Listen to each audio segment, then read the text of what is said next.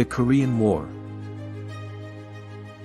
Welcome to Chronicles, where we look into the interesting lives of influential figures and the important events in history. Today, we're peeling back the layers of the Korean War. A conflict that began as a civil dispute on the Korean peninsula but whose reverberations echoed throughout the globe, transforming it into a defining moment of the Cold War era. The Korean War erupted on June 25, 1950, when the North Korean army, armed with Soviet tanks, launched an all-out invasion of South Korea. But beyond the immediate conflict between North and South Korea, it rapidly escalated into a global tug-of-war. Acting as a crucible for the Cold War, it was a strategic battlefield for the United States and the Soviet Union, the two emerging superpowers vying for dominance in the post-World War II era. The United Nations, playing a unique and critical role in this conflict, exemplified the collective security approach envisaged in its charter. When North Korea launched its invasion, the Soviet Union was boycotting the UN Security Council over the refusal to admit the People's Republic of China as a member. This allowed the Council to pass a resolution recommending military assistance to South Korea. Consequently, a multinational force was assembled under the UN banner, led by the United States and ultimately comprising 16 nations, demonstrating the global commitment to curbing aggression. The specter of nuclear warfare was a looming and terrifying presence during the Korean War. President Truman's announcement that the use of the atomic bomb was under active consideration left the world in suspense. Yet, these weapons were never deployed. Concerns over the potential international outcry, the risk of triggering a broader war with the Soviet Union, and the moral implications of using such devastating weaponry ultimately led to their dismissal as an option. China's intervention in the war was a significant turning point. Fearing that the US would not halt its advance at the 38th parallel, the pre-war boundary between North and South, China threw its weight behind North Korea in late 1950.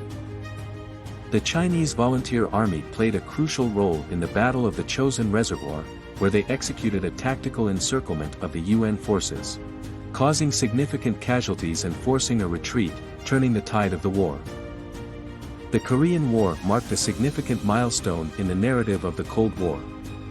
It was seen as the first major armed clash between the free world and the communist forces.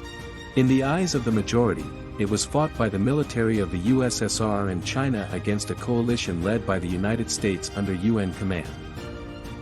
The war led to a heightened period of tension between these two superpowers, setting the stage for subsequent global geopolitical confrontations and ultimately shaping the course of the Cold War. One of the most frequently asked questions about the Korean War is, why did the Korean War start? The Korean War began primarily as a civil war between North and South Korea, with the North launching a full-scale invasion of the South.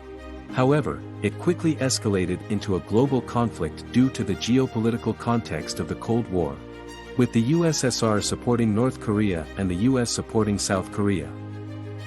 Another question is, who won the Korean War? The answer isn't straightforward. The war ended in a stalemate, with an armistice signed on July 27, 1953, establishing the Korean Demilitarized Zone, or commonly known as DMZ, and maintaining the pre-war division of Korea. Therefore, it's accurate to say that no side clearly won the war, and its effects are still felt today as North and South Korea remain technically at war. A lesser-known fact about the Korean War is its Forgotten War moniker. Overshadowed by World War II and the Vietnam War, it received less attention despite its significant impact on global history. Moreover, it's worth noting that the Korean War never officially ended. The conflict concluded with an armistice, not a peace treaty, leading to the creation of the Korean Demilitarized Zone.